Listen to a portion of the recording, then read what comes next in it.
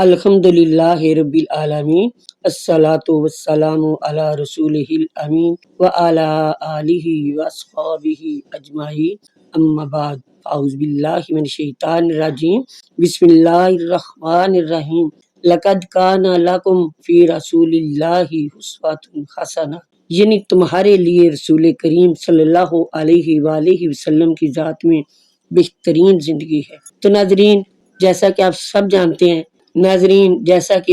ہیں، یہ ماہ شوال ہے۔ یہ مہینہ ایک طرح رمضان المبارک کے مہینے کے نتیجے کی حیثیت رکھتا ہے۔ اس ماہ مبارک کے چاند کی خوشی سال کے تمام چاندوں سے زیادہ ہوتی ہے۔ عید کا چاند، اس کا معنی یہ ہے ایسا چاند جس کے بار بار دیکھنے کی خواہش ہو۔ عید اود سے مشتق ہے، مطلب یہ کہ عود کرنے والا دن، یعنی کہ بار بار آنے والا دن، مسرت و شادمانی کا دن۔ تو ناظرین، مسلسل ایک ماہ امتحان میں بیٹھنے کے بعد جب نتیجہ کامیابی کی صورت میں نکلتا ہے تو وہ دن فطرتاً خوشی و مسرت کا دن ہوتا ہے۔ اور یہ امتحان ایسا ہے کہ اس میں ہر بیٹھنے والا کامیاب و کامران ہوتا ہے۔ پروردگار عالم کا ارشاد ہے، قد افلح من تزکیٰ، جس نے بھی تزکیہ کی کوشش کی کامیاب ہوا۔ اور وہ کامیابی جو اللہ تعالیٰ کی طرف سے ہو، اسی میں حقیقی خوشی ہوتی ہے، کیونکہ یہ ایسی کامیابی ہے جس کو کبھی فنا نہیں۔ ناظرین، تقریباً ہر قوم کا کوئی نہ کوئی دن خوشی کا ہوتا ہے۔ اس دن وہ قومیں اپنی مذہبی اور اخلاقی قیود سے آزاد ہو جاتی ہیں۔ ان کے نزدیک جشن پابندیوں سے رہائی کا نام ہے، مگر اسلام کا نظریہ اس کے بالکل برعکس ہے۔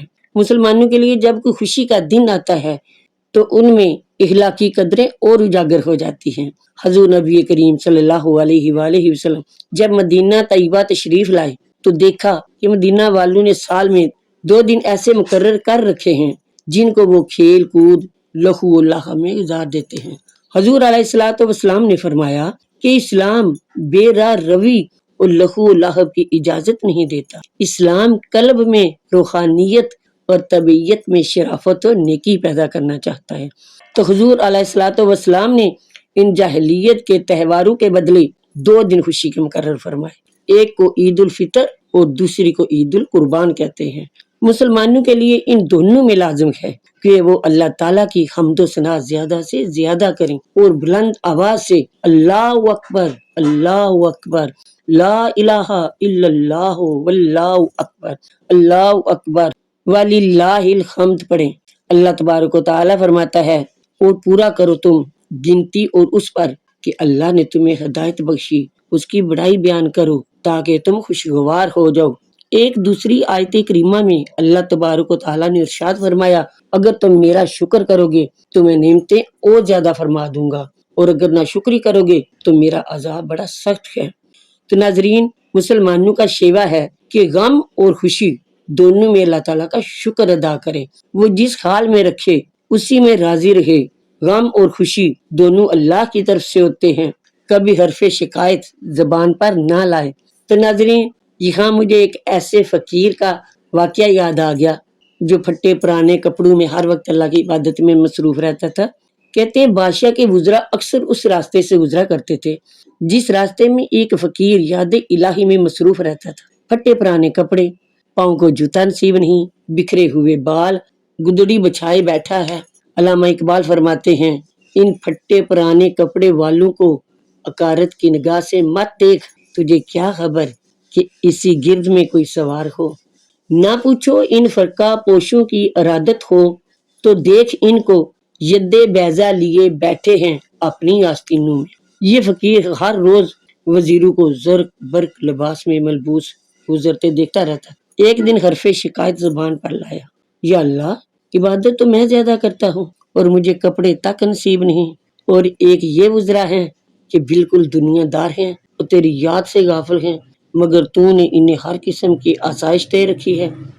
وقت گزرتا گیا، کچھ مدت بعد اسی سلطنت پر کسی دوسرے شہنشاہ نے حملہ کیا۔ وزراء گرفتار ہوئے۔ مخالف بادشاہ ان سے حکومت کے راز دریافت کرنا چاہتا تھا، اس لیے ان کو قید کر لیا اور انہیں ہر قسم کی سزائیں برداشت کرنا پڑیں، مگر راز ظاہر نہیں کیے۔ اللہ تعالیٰ نے اس فقیر کو فرمایا، جا اور جا کر ان وزراء کا حال دیکھ اور پھر तू भी इनसे बंदा बनना सीख ले ताकि अपने रब को फिर ताना ना दे। तेरे बंदा बनने में ही है कलाम, वरना बंदा परवरी है मेरा काम।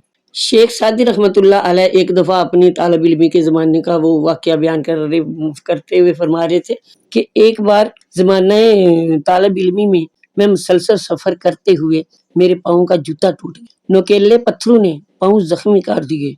दुराने सफर मैंने अल्लाह ताला की बारगाह में शिकायत की कि या अल्लाह, तेरे रास्ते में इल्मे दीन हासिल करने जा रहा हूँ मगर मुझे जूता तक नसीब नहीं। आप फरमाते हैं उसी हालत में नंगे पाँव कूफा की जामिया मस्जिद में पहुंचा। नमाज जुम्मा के बाद मैंने देखा दरवाजे पर एक आदमी बैठा मांग रहा था। मैंने देखा कि उसके दोनों पाँव ही नहीं थे। शेख सादी फरमाते हैं मैं फौरन मस्जिद में गया और सजदा में गिर गया और रो रो कर अल्लाह ताला की बारगाह में अर्ज किया, या अल्लाह, तेरा लाख लाख शुक्र है कि तूने मुझे पाँव तो अता फरमाए हैं, वो लोग भी हैं जिन्हें पाँव भी नसीब नहीं।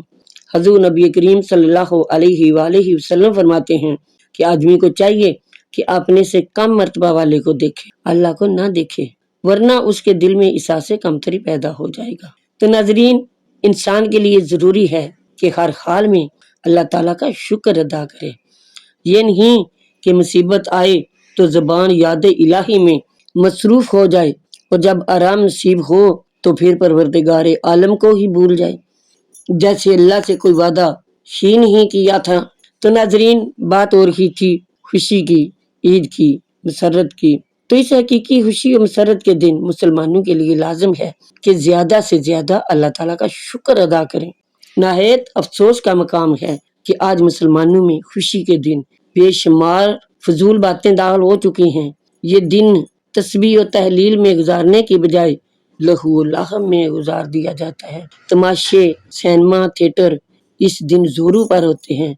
ये इस्लाम की ईद नहीं, जहालत की ईद है। मुसलमान की ईद तो ये है कि फजा अल्लाह ताला की तस्बीह और तहलील से गूंज उठे, मगर उनके बरक्स आज ये हालात हैं कि दुनिया की कोई बीमारी नहीं जो मुसलमानों में राइज ना हो गई हो। पटेरबाजी, कबूतरबाजी, पतंगबाजी, कम तोलना, धोखाबाजी, ठगबाजी, चोरी, झूठ, जना, कत्ल, चीजों में मिलावट इस कदर आम हो चुके हैं कि इनकी इस्तिलाह की तमाम राहें मसदूद होती नजर आती हैं। और फिर इससे बढ़कर ये बात है कि अगर कोई मुबल्लग इनके खिलाफ आवाज उठाता है तो उसे ये कहकर खामोश कराने की कोशिश की जाती है कि उनका अपना फेल है, अच्छा हो या बुरा, आपको इससे कोई वास्ता नहीं।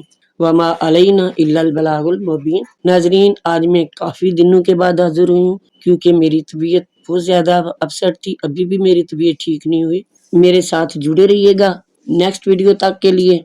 तब तक के लिए अपना बहुत सारा ख्याल रखिएगा।